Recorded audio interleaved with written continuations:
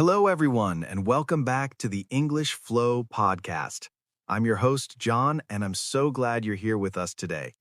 This episode is going to be extremely useful for all English learners because we'll be talking about something that affects our daily life, expressing our feelings clearly in English.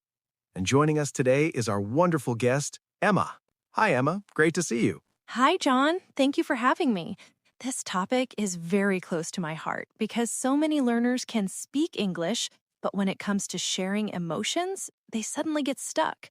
Either they don't know the right words or they feel afraid they might sound rude or confusing. Exactly, and that's why we're here. Today, we'll talk about different emotions, natural expressions, polite ways to speak, and real-life examples. So listeners, settle in, relax, and let your English flow. Let's start with the basics. John, why do you think it's important to learn how to express feelings? Well, emotions are a big part of communication. You can know vocabulary and grammar, but if you can't express how you feel, your English will always feel incomplete.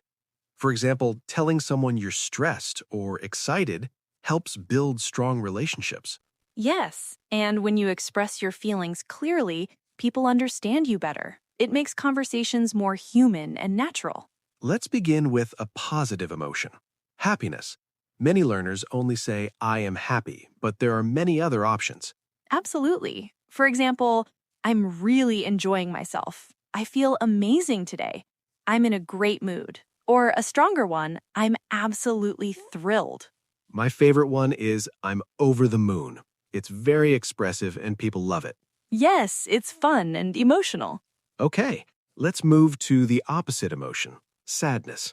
People often think it's difficult to express sadness politely. Instead of saying, I am sad, you can say, I'm feeling a bit down.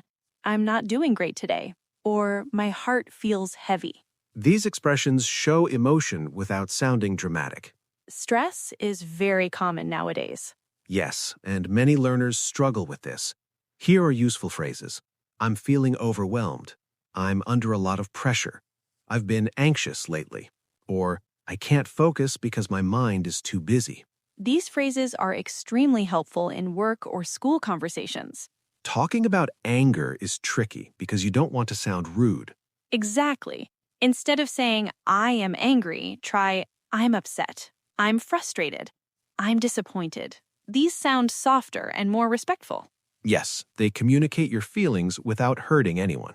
This is an emotion everyone feels, but few know how to express. You can say, I feel awkward. That was embarrassing. Or, I didn't know what to say. Or a humorous one, I wanted to disappear for a second. Let's add some positivity again. Excitement. Some great expressions are, I can't wait. I'm really looking forward to it. This made my day. Or, I'm super excited. These sound very natural in daily conversations. Another common feeling is confusion.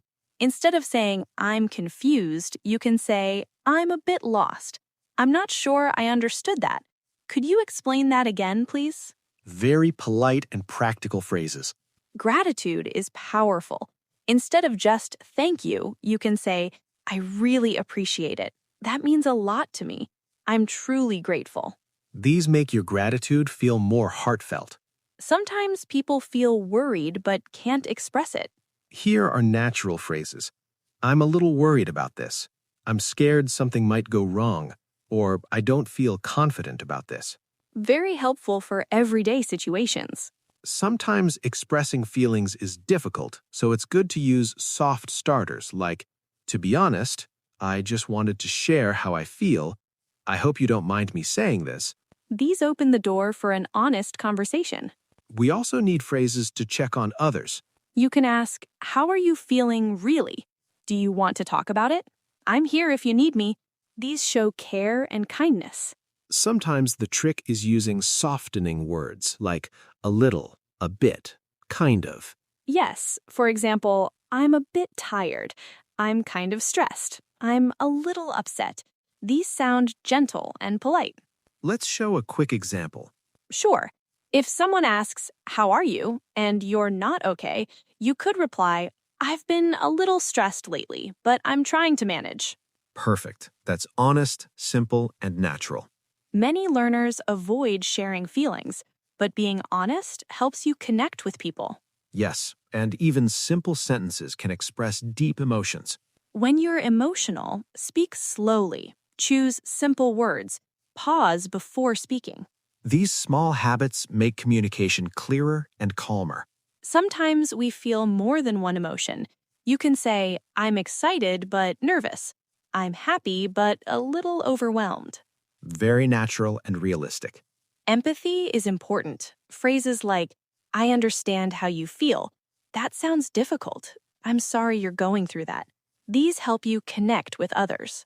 Avoid saying things like, you made me angry. You always do this. These sound aggressive. Instead, say, I felt hurt when I feel uncomfortable because this keeps the conversation polite. Emma, this has been a powerful discussion. We covered happiness, sadness, stress, anger, excitement, embarrassment, gratitude, confusion, and so much more. Yes, and we learned polite phrases, tone control, emotional honesty, and real-life examples. To all our listeners, don't be afraid to share your feelings in English. The more you practice, the more it becomes natural. Take it slow, breathe, and communicate openly.